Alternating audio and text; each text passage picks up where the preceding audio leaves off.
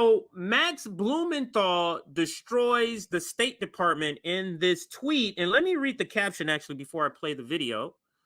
This is from the Gray Zone. The Gray Zone's Max Blumenthal asked the State Department why Tony Blinken and Joe Biden have accused nations of genocide, which have killed far less than Israel has in Gaza in 1 month. And if the Biden administration has enabled Israel's killing spree with its use of the term human shields. So there's Max Blumenthal. Let's bring his video up. And in March 2021, Secretary Blinken accused China of the crime of genocide for its alleged treatment of the Uyghur minority, but he didn't accuse them of killing on any mass scale or forcible transfer. Now we see with Israel's military assault on Gaza, something like every 200 people in the Gaza Strip has been eliminated. Over 4,000 children killed. The Ministry of Intelligence, as Sam pointed out, in Israel has published a blueprint for the forced transfer of the entire Palestinian population to Egypt. We have the intent to commit genocide expressed at the highest level of the Israeli government, including Netanyahu himself referring to the Palestinian population as Amalek, the biblical Amalek. So I wonder, when you're accusing one country of genocide without accusing them of mass killing, and then blocking ceasefires to enable another country's military assault, what metric are you using to determine genocide, or is this just political rhetoric? This is why Nick calls Max good at debating, because Max is good at word selection. A lot of writers, a lot of journalists, they use too many words to say what they want to say. They're overly descriptive. But he's the type of writer that is more surgical in precision, such few words, but gets right to the point.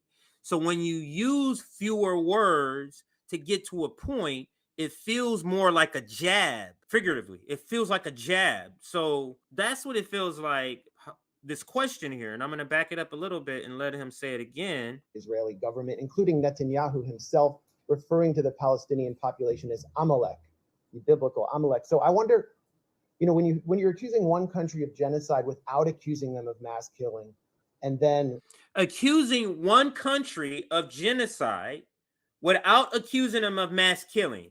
You're committing a genocide, but you're not accusing them of mass killing, but somehow it equates to being a genocide to you, State Department. And blocking ceasefires to enable another country's military assault. What metric are you using?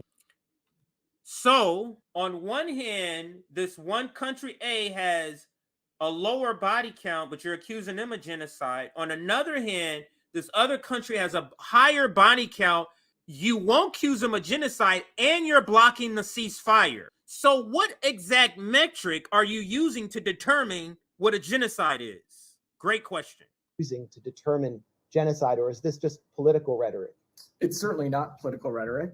The department, and I talked a little bit about this yesterday, we have a rigorous process in place for evaluating whether something constitutes as genocide or not.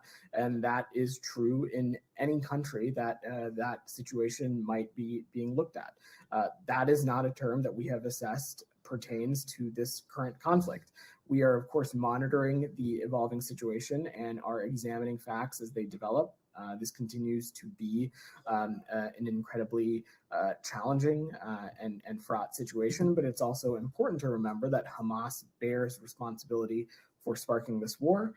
They have brought this tragic war to Gaza. Okay, well, President Biden has accused the Russian government of genocide for its actions in Ukraine, where in 2 years it has killed as many civilians as Israel has killed in 1 month in the Gaza Strip. So how do you account for that disparity where you're assisting one country? Oh my God, Howard. That's what I'm saying. You see how he on the fly is able to pick exact words, not be under descriptive, but just be precisely enough descriptive with the right amount of words. It feels like a jab. You get what I'm saying? It feels figuratively as like a jab to the gut. And I know this guy who's taking this question, I know he's feeling like, good God damn it. 2 years it has killed as many civilians as Israel has killed in 1 month in the Gaza Strip. So how do you account for that disparity where you're assisting one country and accusing the other of genocide when the country you're assisting has systematically killed so many more people? And the country you accuse the country who have killed less people, less civilians of genocide. How is that possible? This is just a great question. I'm going to go back even further because I just got to hear this again.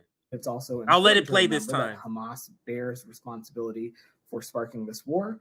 They have brought this tragic war to Gaza. Okay, well, President Biden has accused the Russian government of genocide for its actions in Ukraine, where in 2 years it has killed as many civilians as Israel has killed in 1 month in the Gaza Strip. So how do you account for that disparity where you're assisting one country and accusing the other of genocide when the country you're assisting has systematically killed so many more people in 1 month?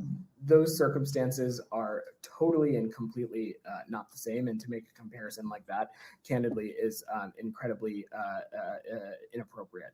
We have been, please don't interrupt me. We have been, have raised directly with the Israeli government about the need to distinguish between. What does that mean? Are you a god to where you can just say, you know what I mean? You're in a discussion. He's at, and you can say that just making the comparison is just ridiculous. That's the way the State Department, our government, gets out of answering the question. Materially. Answer, how is it, why the difference? You answer it materially. Since it's such a ridiculous comparison.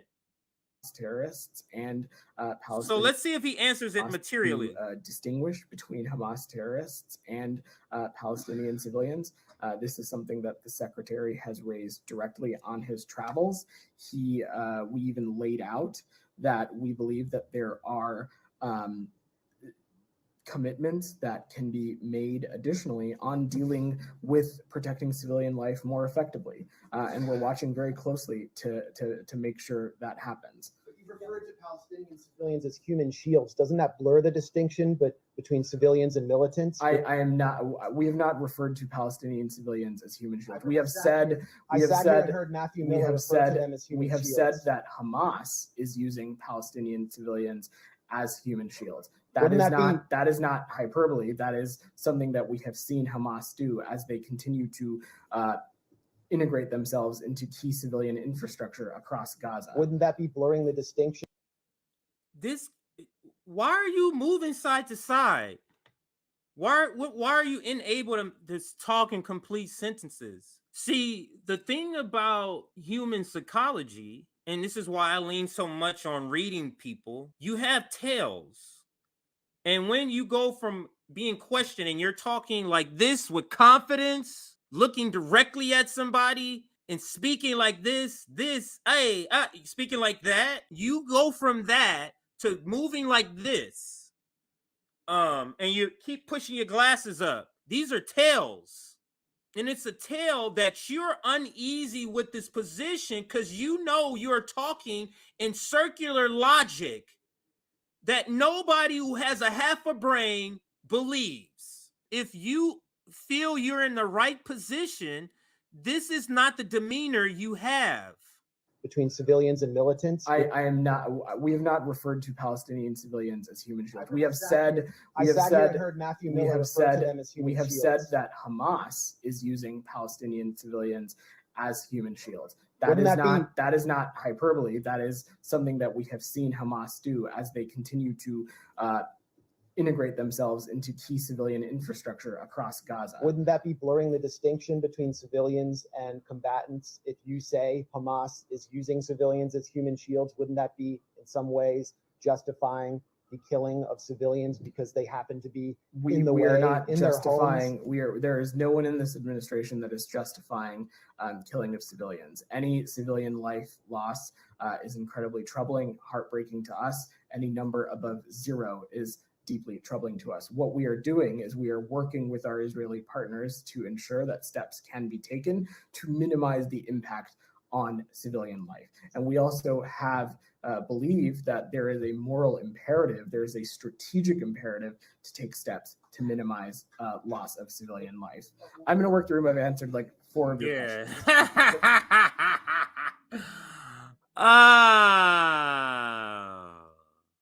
I wish Max was in there, Aaron was in there, Wyatt was in there, Lee Camp was in there, just to ask these questions. And I don't know if he just decided to wanting to get into these news conferences, or he's just recently got approved. But this is great that the gray zone has been in these State Department news conferences to get some questions asked.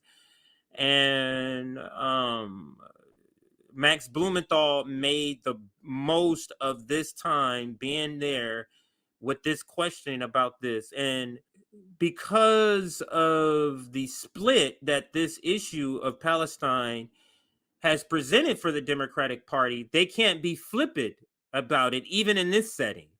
They have to at least pretend.